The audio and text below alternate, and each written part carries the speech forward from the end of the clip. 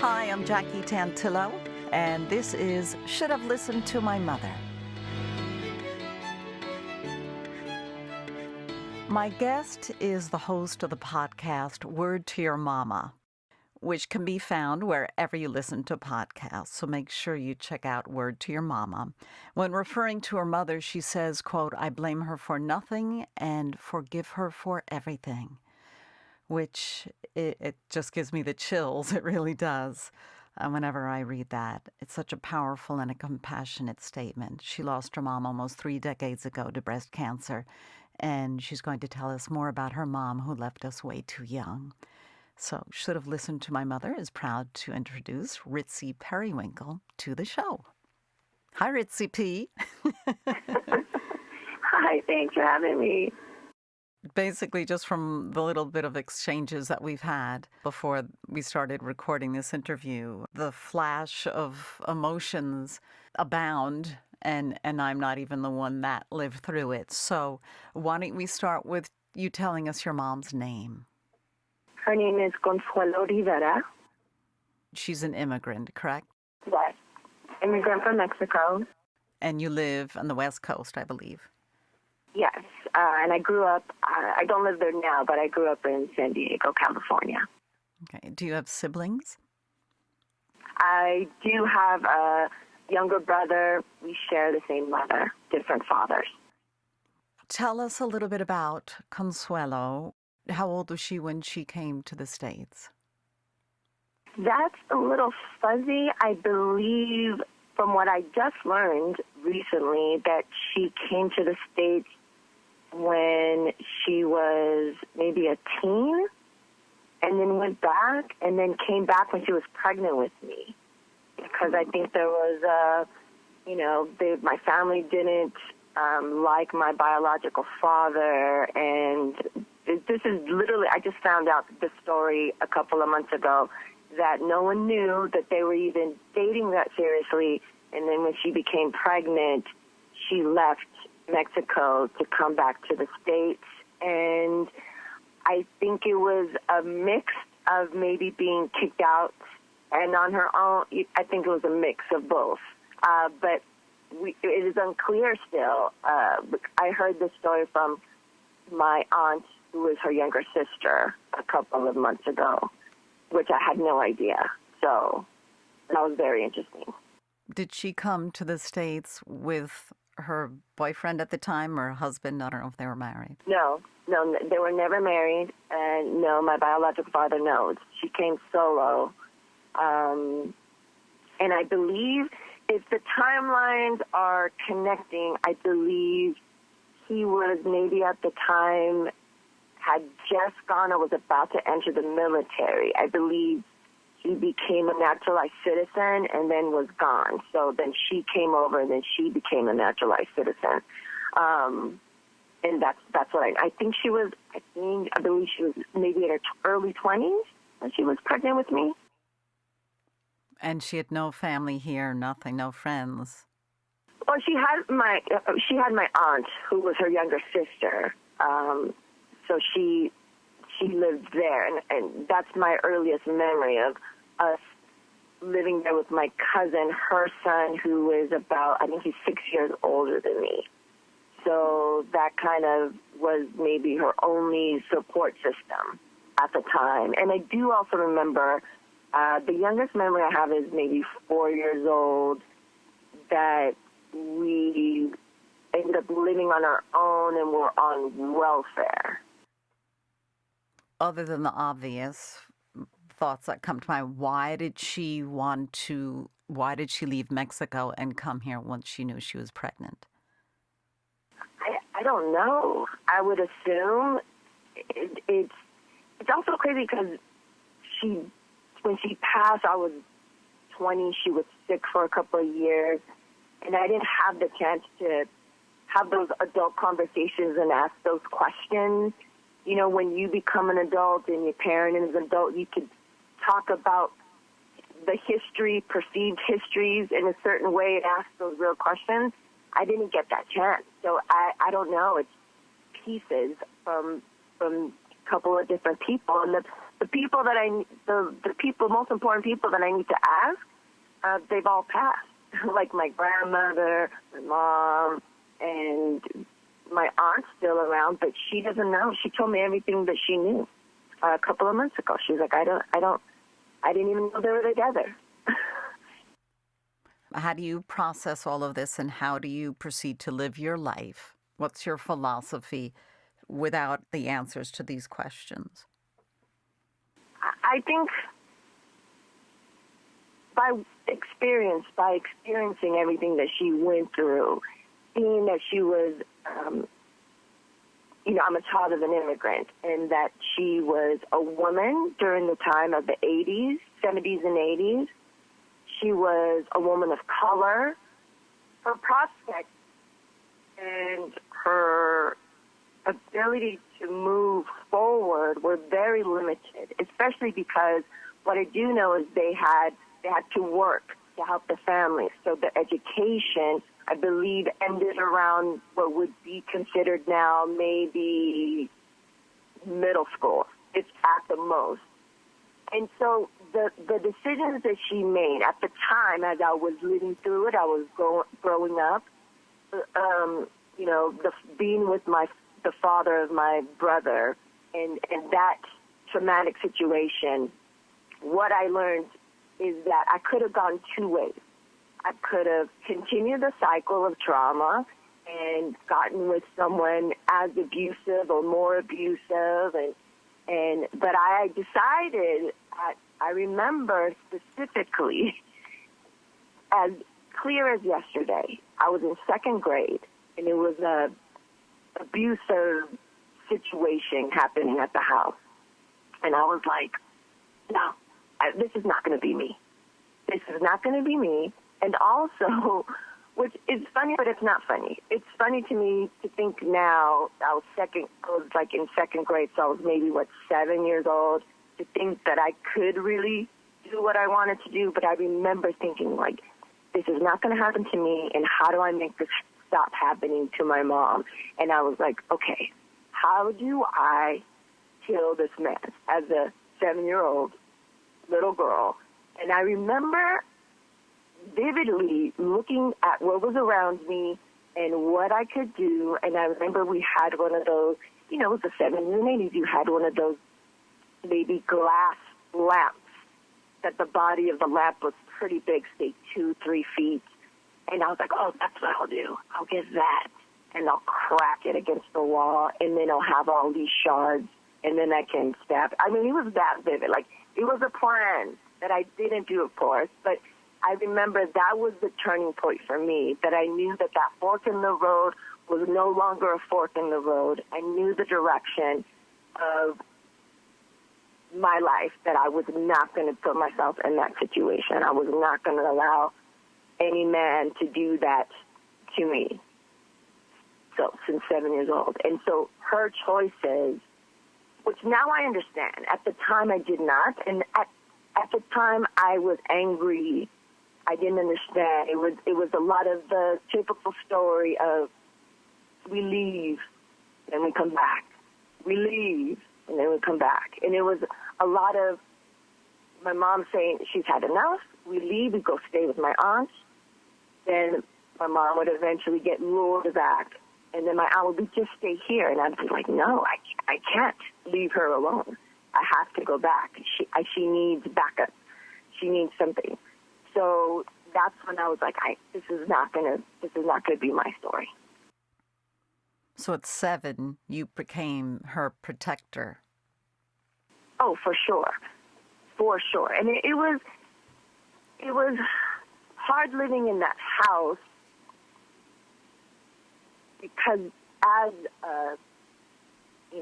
not being able to, she had to stop working, and he wouldn't allow her to drive, and it was high stress.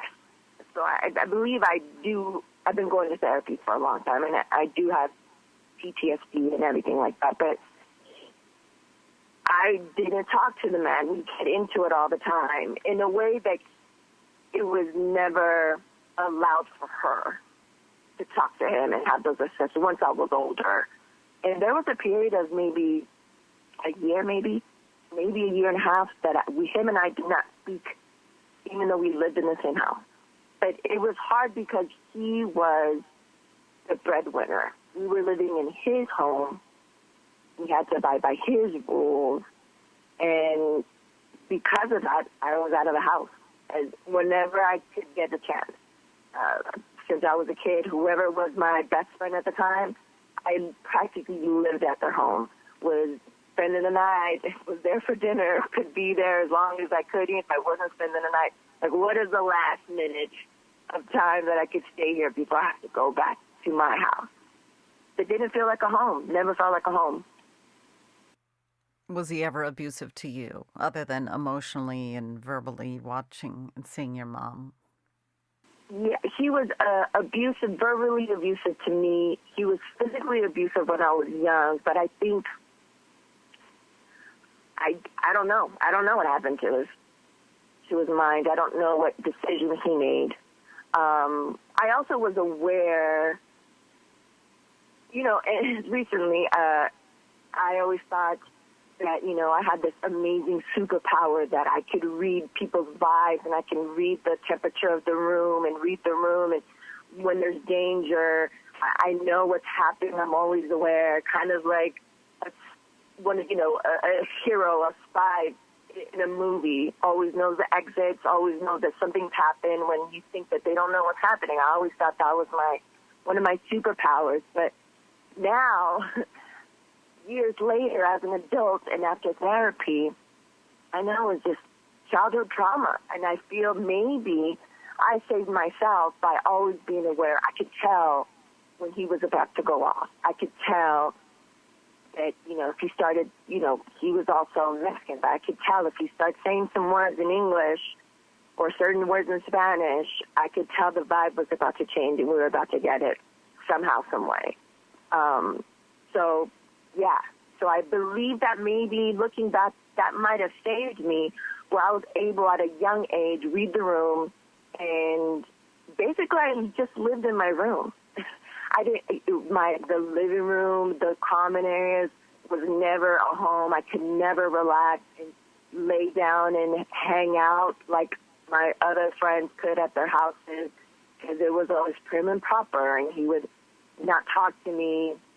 And he would point, if I was slouching in the sofa, he'd tell my mom to tell me not. So it was just like, oh, okay, I can't relax here. I'm going to go to my room. From your knowledge, your mom had no other abusive relationships in her background or in her family? Yeah, I mean, I've heard. I never saw it. I never witnessed it.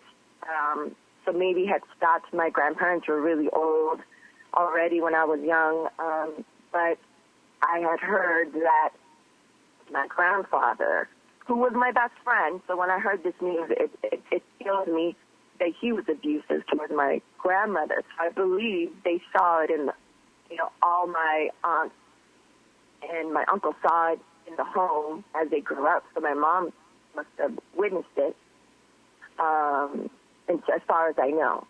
But I never witnessed it firsthand, and I haven't heard anything. I don't know my biological father, but I haven't heard anything of him ever being abusive. But also, we don't know that because we didn't even know that they were dating until my mom ended up being pregnant with me. So who's to say?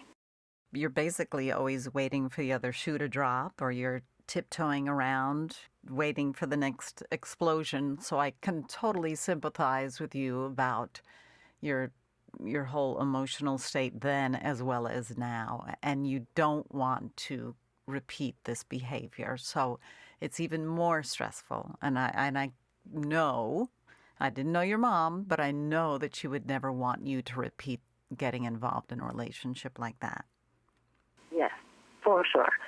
For sure. I'm one of the reasons why I didn't want to become a mom for the longest was I was like, I have too much baggage myself, and I'm too damaged, and I don't want to repeat certain things that my mom was. The good thing, the other side was my mom was this amazing, sweet, loving, caring person. And I was like, I'm not that. I was like, I don't have that in my body. I don't have the maternal instincts, which I thought. But, life, the universe has other plans. And when I became a mom, I was a late mom. My son's only 8. Things changed, and I was like, oh, the purpose of what I went through, what I'm able to take from it is that I don't ever want to be in an abusive relationship. I want someone to love and respect me. I've broken that cycle. And then as a mom, I want to be the best version of myself, and I don't want to cause that anxiety. I don't want that type of home environment for our son. And so hopefully, I believe they will agree, my husband and my son, that that's not the case, that he feels loved and he feels comfortable, maybe a little too comfortable sometimes, but comfortable where it feels like a home. No matter where we're at, he feels loved and he feels comfortable, and it's a home. And that's all I could have ever, hoped for and strived for. And I feel like because of what I've gone through, what my mom showed me with her actions, by even being in that type of situation, remaining the most generous, sweetest person, despite what she was going through, and always, I think also because I wasn't his, my brother's father's daughter, there was a disconnect. So there was he could say what could be done in the house, but he couldn't say really what he didn't have a say in my childhood and what I could or could not do outside of the home. Right. He didn't have the control because he wasn't your biological father. Yes. I think that's also something that was a point of contention, but I feel my mom was able, with the little that she had, was able to provide for me what she could. And looking back, being a child of immigrants, and, if you've had anyone on here as such, we grew up young anyways, whether grew up in an abusive household or not, because at a young age we are set to translate big world adult concepts to our parents because they don't understand the language. And so we are going back and forth and translating these things. And,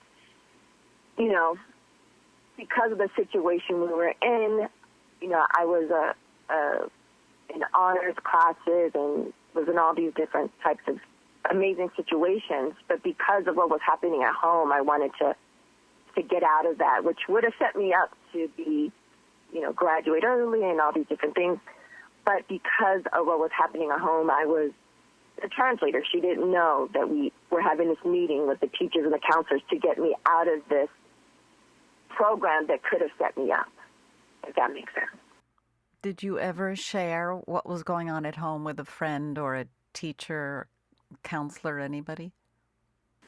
No. And what's very interesting is that I assumed people knew without me sharing it. I don't know. I assumed. And maybe it's been 8 years ago, maybe 6 years ago, I found maybe one of the only male figures in my life that was positive, and it was my 6th grade teacher. And I've been searching for him forever because I wanted to thank him. And I called him, and I remember I was like bawling. I remember he sent me like notes like, "You're amazing, like I hope to know you." Like I would finish stuff in class, and he would allow me to do extra stuff and teach class certain things, and he was amazing. And I told him I got to speak with him. I had the honor of talking to him and thanking him, and I was like, you were a bright light in darkness. And he's like, I had no idea. He said, you came to class always smiling and just a joy. And And I thought he knew. He had no idea. And this was like, 30-something years later. And one of my, best friends, we've been talking as an extra show of an extra podcast within a podcast where we talk about when we met. And we met in junior high and middle school for those now. And she had no idea of these stories. I actually just recently shared that 7-year-old second grade murder plot story. And she was shocked. She said she had no idea. And we've been best friends since then. Oh my gosh, that's just so hard for everybody. Yeah, because you don't realize when you're kids, you're going through these things and you're just learning to be a human, let alone dealing with whatever you're dealing with. And you realize you don't have these conversations with your friends. Like, the house sucks, my home life sucks. We didn't have that. I just thought it was written all over my face, but I guess it wasn't. You learned to hide it very well. Oh, yeah. Too well, unfortunately. Yeah. So not only was your mom a survivor of an abusive relationship, she had another huge obstacle that presented itself. When did she get diagnosed with breast cancer? She was diagnosed, which was 1990, I believe.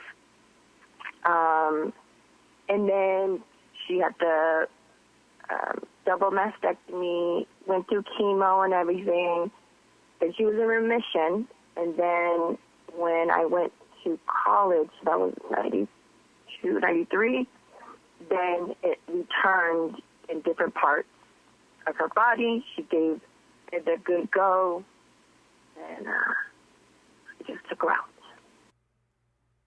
While your mom was sick, did she still dream or wish for a good future for you? Could she still possibly see the light, or at least pretend to see a bright future? Yeah.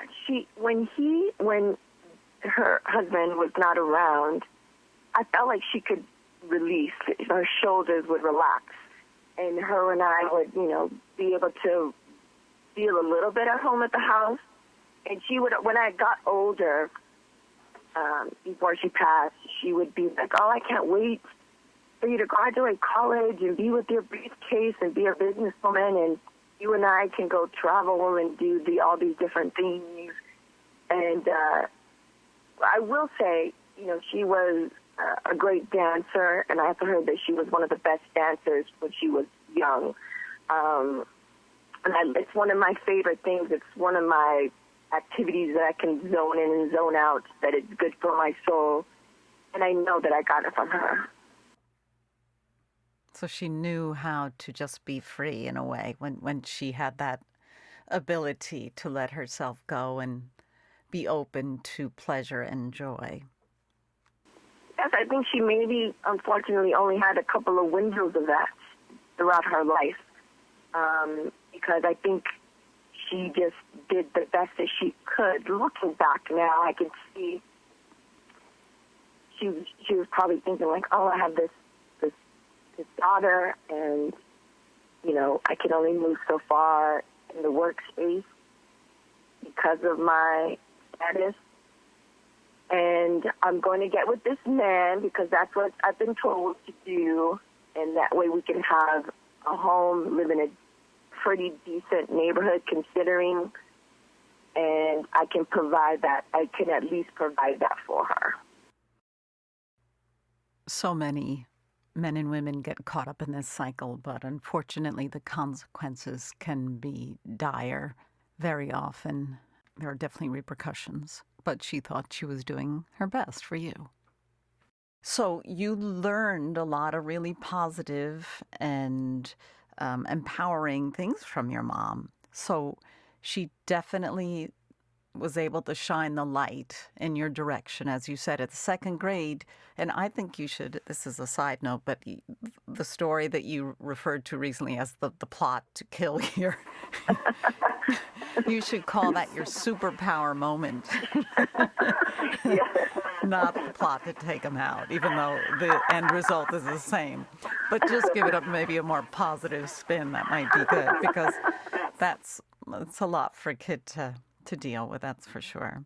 Now, you say for your podcast you're a proud supporter of culture, justice, and diversity. Are these lessons that you learned from your mom and your experience? Yes, for sure. I feel like since that time, I was the underdog. My mom was the underdog. I've always been an advocate for speaking up for those who don't have a voice or that are not able to. And that's always been something that's very important to me, and in any way possible. And those opportunities have evolved. And whenever a new opportunity comes up, I want to make sure that I can do that. And so knowing the things that I've gone through because of the choices my mom made, I am only here today thriving, not just surviving, because of therapy. And that's not a huge thing that is supported in marginalized communities especially. And so that has been my latest mission, is to tell these diverse stories of these amazing people that I've met since I've worked in the art world, also the music industry and beyond. And there's always, without a doubt, without even trying to get there, there's always a story of mental health, mental wellness, trauma. And I want to be able to share that with the world, because they say it's the universal and the specific. All of us sharing our stories and being some commonality, and hopefully being something that maybe you're at a certain part in your life where that might be the catalyst to some real amazing change. What do you think Consuelo is saying to your mom, is saying to you at this very moment?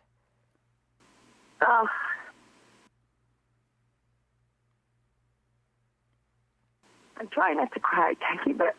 It's okay. Either the guest cries or I cry pretty much in every episode, so not to worry. I mean, I've never thought of that. People tell me all the time, like, oh my God, she'd be so proud of you. But I think leading up to knowing that I was going to be talking to you about her and our relationship and her impact specifically, I mean, I think she would be proud. And I don't feel that it's necessarily based on what I had accomplished in my life. There's a lot. But I think beyond that, and more importantly, I think she would be very proud, because despite everything, I'm a good person. An amazing accomplishment for a woman who suffered a lot. Look at how you were able to springboard and change your life because of her. And you are an amazing mom to your son. Is he the supernatural bear? Yeah. And I would celebrate your mom every minute, because she did give you a gift. She had to pay a price, but she gave you many gifts. She did. And I always say I'm my mother's vengeance. And I think on all those levels, she would be very proud. I saw one of your quotes where you say, "Live the life I have imagined." Yes. And she was a huge part in that being part of my journey, a goal set at such a young age. And it was not just because I would tell myself I don't want to be in this type of relationship, but it was also because I saw the limitations, the discrimination, and all that. that my mom had to deal with growing up in that time, being Mexican and being a woman. And I'm the same thing. And I knew that all the things that she said she wanted to do with me one day, I could still do. And even though she's not physically here with me, she's always with me and always a part of me. And she still could be a part of that journey. I like that. I believe that. Believe that my parents are with me every minute, and other people that I've lost, I feel them, and it would be very hard to move forward if that wasn't my belief, because I count on their support. It might be selfish of me, but I count on it, and it just makes me smile. Yeah. Oh, and one last thing. Sorry. Yeah. I want you to get in touch with your 6th grade teacher and tell him I say thank you for being there for you. Thanks. Yeah, he's amazing. Ritzy Periwinkle, the host of the podcast Word to Your Mama. I really thank you for joining us. Thank you.